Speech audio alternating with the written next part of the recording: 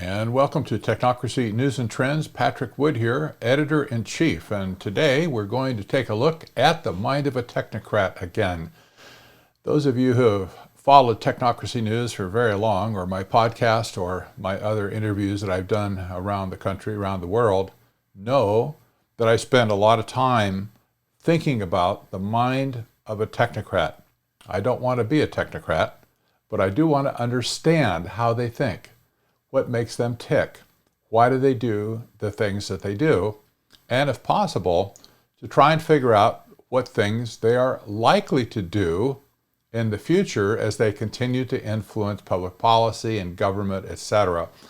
So today, we're going to talk about the mind of a technocrat. And in particular, we're going to talk about bioethics. This is something that is sort of in the news these days. Dr. Anthony Fauci's wife, Christine Fauci, is a bioethicist, and she has received a degree in other things, but there really is no degree specifically in bioethics, as we'll see. But this is a field, this is an area that we need to understand if we're going to understand the mind of a technocrat. So with that in mind, I want to take you to an article that is posted on Technocracy News today, which is Wednesday. I titled the article on Technocracy News and Trends, Amoral and Ethically Challenged Technocrats Are the Real Pandemic. The source article appeared in The Spectator, and that is a venerable publication, by the way. It was started in 1924. It's been around forever. It is a conservative voice, for sure, but it's a very old line publication, been in continuous existence in publication since 1924. Wow, it's a long time.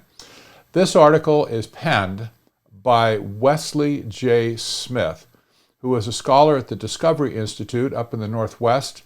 He writes great articles. He's recently become more open about writing about technocracy.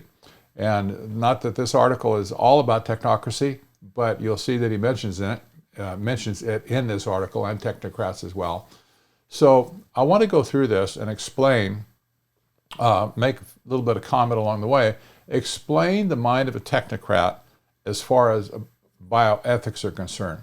Now, I expand that thought myself. I have ever since I started writing and researching technocracy, that there is an ethical void in the whole technocracy meme.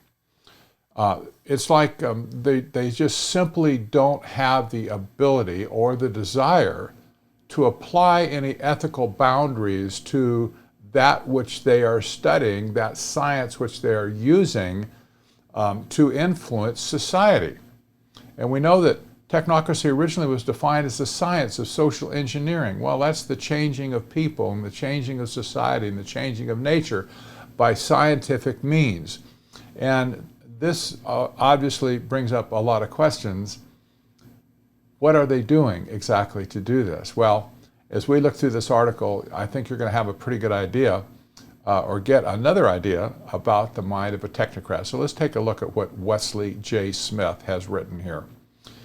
He says, the increasing outsourcing of healthcare policy to medical bureaucrats during the COVID-19 crisis illustrates the dangerous temptation to remove control over policy from democratic deliberation in favor of a technocracy, i.e. rule by experts.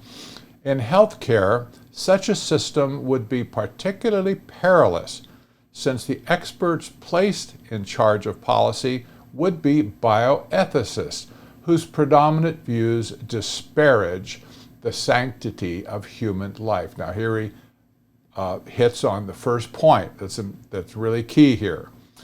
Disparage the sanctity of human life.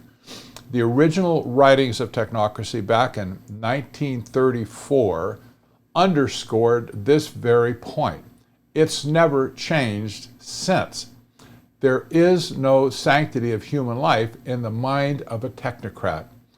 That's because they believe that human life is just no different than any other animal life on Earth, just a bag of atoms, a collection of molecules that happened to be able to think, that happened to be able to do stuff, but they, the scientists and the engineers of that day, believed that they were somehow better than anybody else, and that they were like at the top of the pecking order, the top of the food chain, however you express it.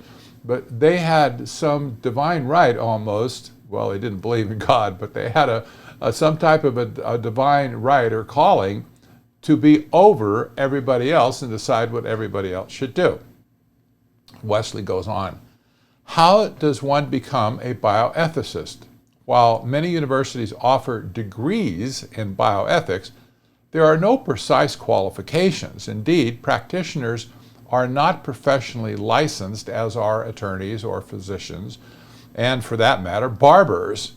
The most prominent bioethicists are university professors with degrees in philosophy and medicine or law, but even that isn't a given. For example, because my opinions about bioethical issues are frequently published, I am often called a bioethicist, not a term I would choose for myself, even though I took no bioethics courses in school.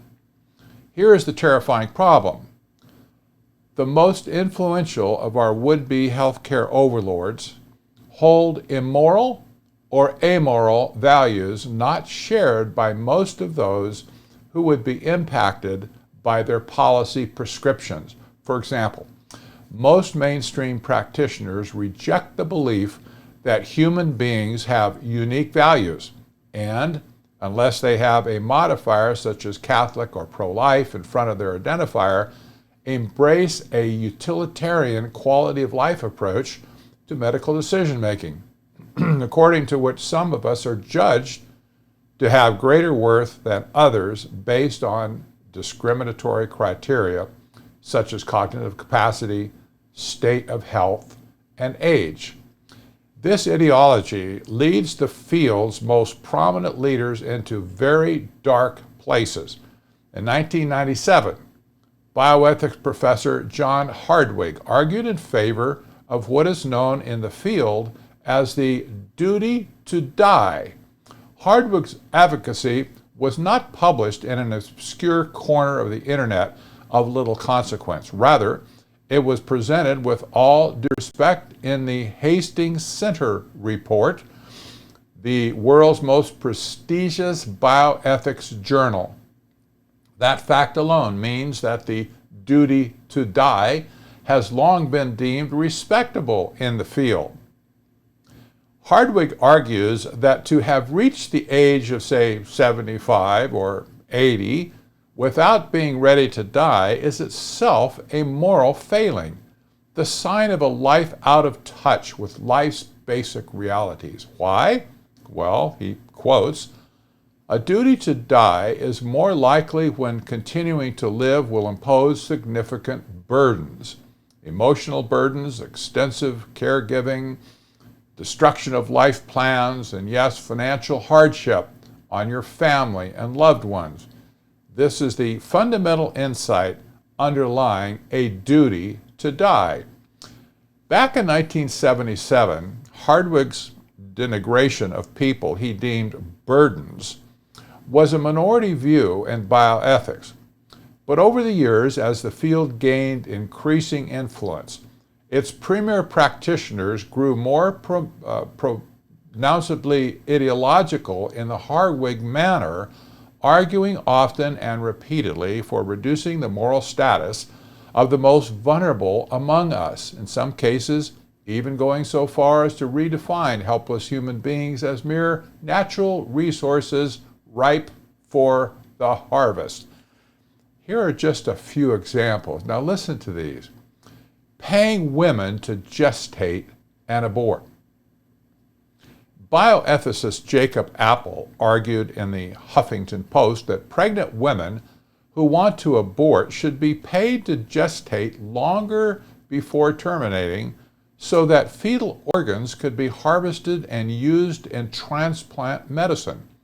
That would increase the number of abortions, he admitted, but he said a market in fetal organs could bring solace to women who have already decided upon abortion, but desire that some additional social good come from the procedure.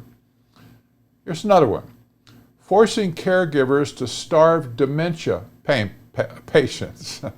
Prominent bioethicist Thaddeus Mason Pope and others want dementia patients to be allowed to instruct future caregivers to deny them spoon feeding when they become incompetent.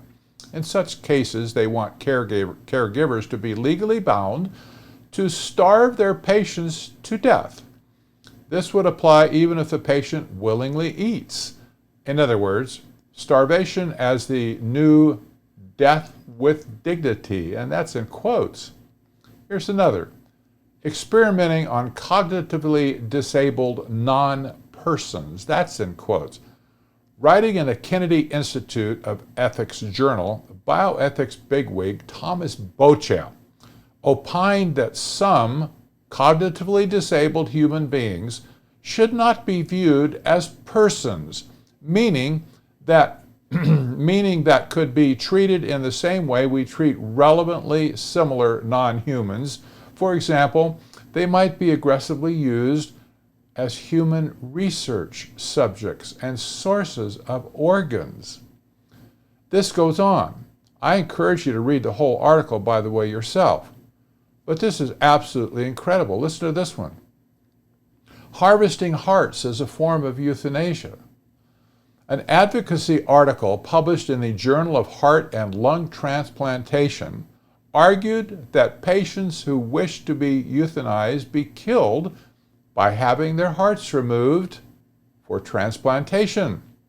The authors write that, quote, living donation, close quote, is the correct term to use, even though this is normally used for people who donate their kidney and do not die as a result of donation, close quote. Yes, indeed, Wesley writes, stripping a beating heart out of a patient's body will be 100% fatal. One would think that in the midst of an unprecedented pandemic, bioethicists would place their dehumanizing advocacy efforts at least on temporary hold. No such luck, he writes. The Journal of Medical Ethics just published a piece explicitly aimed at COVID-19 patients by the internationally prominent bioethicists and Oxford professors Julian Savulescu and Dominic Wilkinson. First, the authors want a license to permit seriously ill COVID-19 patients to be consensually experimented upon, even if the research is dangerous. This is from the article, An Extreme Altruism in a Pandemic. Quote, competent people now, or in the early phase of their illness when they retain competence, should be able to make advanced directives for extreme altruism. This might take the form of consenting now to trials of dangerous drugs. They could also consent in advance to other interventional studies of significant risk if they would imminently die. That might seem reasonable, Wesley writes, assuming that the test would be aimed at saving their lives, but the bioethicists want to include potentially lethal experimentation in the license that would not benefit the patient. And here's what they say. When a patient will certainly die, as Smith writes, a sometimes mistaken diagnosis, as we all know, they should be able to consent while competent to experimentation being performed on them for others. Can you sense the greater good here? Even if the experimentation may itself likely or possibly end their life sooner, even if it would not benefit the patient and may even hasten their death. The authors then boldly plunge even deeper into the utilitarian swamp to urge organ donation euthanasia of COVID-19 patients in places where hastening death by doctors is legal. The article states, organ donation euthanasia could possibly apply to some cases of COVID-19 where life-prolonging medical treatment is either withdrawn or withheld in those jurisdictions where euthanasia is legal, as in Netherlands and Belgium, euthanasia could occur by surgical removal of vital organs under deep anesthesia. They also want to allow experimentation on nursing home patients, even if they are not sick. The article continues, some residents in nursing homes and care facilities are competent. Some of these may choose to take on significant risk in the war on COVID-19. They could also be allowed to consent with full disclosure of risks and no pressure to take part in risky research which would accelerate the discovery of vaccines or treatments. Close quote. To prevent unwanted burdening of medical resources if the patient becomes ill, the authors would restrict the experimentation to patients who had, quote, completed a living will, indicating that they would not wish for invasive medical treatments in the event of becoming seriously unwell, close quote, meaning nursing home patients could be intentionally infected with coronavirus and then, if they became seriously ill, simply allowed to die. Meanwhile, back at the Hastings Center report, bioethicist Larry Churchill, who is himself age 75, in that death zone, by the way, advocates a type of duty to die upon the aged. From On Being an Elder in a Pandemic, he states, does being elderly incur duties others do not have? I believe the answer is yes, and foremost among these is an obligation for parsimonious use of newly scarce and expensive health care resources. Here's Churchill's awful idea. Elderly patients, in other words, those most at risk from the current plague, have the moral duty to go on to the back of the line for receiving life-saving medical treatment and, when available, vaccines. If that causes them to die when they might otherwise have lived, that's okay, because it illuminates, quote, the integrity of elderhood. Enough, Wesley writes. My point in writing this essay isn't to merely highlight the many dehumanizing and invidiously discriminatory proposals. Believe me, I have just scratched the surface that have been made over the years by luminaries in the bioethics movement. Rather, it is a warning of how profoundly the do no harm principle of the Hippocratic Oath has been corroded by these so-called experts, meaning that if we yield control of our healthcare public policies to a bioethical technocracy, these are the immoral values likely to be imposed on all of us for our own safety and that of those we love, particularly the elderly, people with physical and development disabilities, and especially ill. We must societally isolate from the bioethicist pandemic. He couldn't have written it any better. He couldn't have stated it any more clearly. Ethics is simply a non-term amongst technocrats, and that includes bioethics as well. They have virtually no regard for human life. It's just something to experiment on, something to mess with, to see what can we get it to do. This is not the future that America wants. And I've stated repeatedly that I do believe that the current great panic of 2020 is the work of technocrats pushing technocracy to kill capitalism and free enterprise so that they can roll in and literally take over the world society. This is not just an American issue. But I will state, in light of all the clear science and all the clear medical professionals who are stating that face masks, social distancing, and other things that are being done to try and, prevent, quote unquote, the coronavirus from spreading, contact tracing, things like that. All of these things are political. None of them are backed by real science. That basically means the whole thing is really just a big scam of epic proportions. I've stated it as the coup d'etat of technocracy. I believe that's what it is. It's global. For the first time in history, the entire global economic system has been shut down. Why haven't these technocrats who have created these crazy models of what the pandemic is going to do to the world, why haven't they put assumptions into their models about the effects it would have on society at large? What about all the elderly people who have died? What about all the people who have lost jobs and are suffering under complete fear and lockdown in their own homes?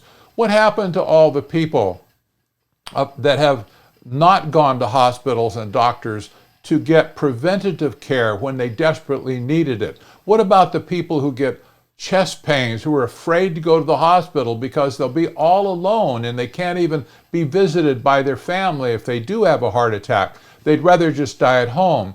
Why don't they put these things into their computer models to figure out the entire net effect of their recommended policies? See, they don't do that because it doesn't fit their narrative. It simply never occurs to them from an ethical point of view that this is something that they should do. People like Dr. Anthony Fauci are just despicably dangerous to America. They have caused more carnal damage to America than we've had in our entire history outside of World War. And I have to say, at some point, we'll be approaching that as well. The political system must stop these technocrats from having undue influence in our society. We did not ask them to come with these kind of ideas. We did not ask them to do what they're doing. And yes, our political system should be advised by science. Got nothing, no problem with that. But they should not be the ones who are allowed to create and dictate public policy as they currently are doing. This is going to come back to bite us again and again and again. And now that these technocrats have got their claws into society, they're not going to let go until somebody literally just slaps them back and says, "Get out of the room now," and escort them out of the building with their box of goodies in hand and stuff, and just say, "Your pass is now revoked, you cannot get back in." That's what happens, by the way, to contractors at big companies when they're done with you. They simply say, "Time to leave," and you put everything in your desk in a box. They walk you out the door, take your pass, and say, "Have a nice day." And that's the end of you. You never go back in the building again. Well, this is what we need to do to these technocrats at this point, I'm afraid. I don't know how to do that, but our politicians need to wake up. Well, that's all I have for today. If you would be so kind, if you're listening to this on YouTube, please do give it a thumbs up. It really helps other people to know whether they should come and listen to this. And also, if you haven't subscribed to the channel, you can just do that right now if you're on YouTube or if you're on Podbean.